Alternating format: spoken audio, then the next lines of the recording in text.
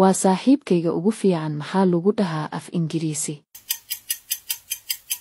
He is my best friend. Maanta way faraxsan yihiin maxaa lagu dhahaa af Ingiriisi? They are happy today. Ma jecli basasha maxaa lagu dhahaa af Ingiriisi? I don't like onion.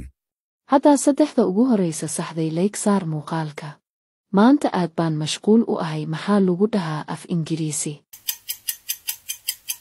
I am very busy today. Fadlan ii akhri sheekada maxaa lagu dhahaa af Ingiriisi? Please read me story. Ka tag meeshaan maxaa lagu dhahaa af Ingiriisi? Leave this place. Dhinac istaag maxaa lagu dhahaa af Ingiriisi? Stand aside. Ha igu qaylin maxaa lagu dhahaa af Ingiriisi?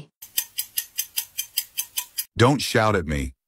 Ha itaaban maxaa lagu dhahaa af Ingiriisi? Don't touch me. Iga fogow maxaa lagu dhahaa af Ingiriisi? Haddaa jawaabta taqaanid noogu soo qor qaybta faalada mahadsanid.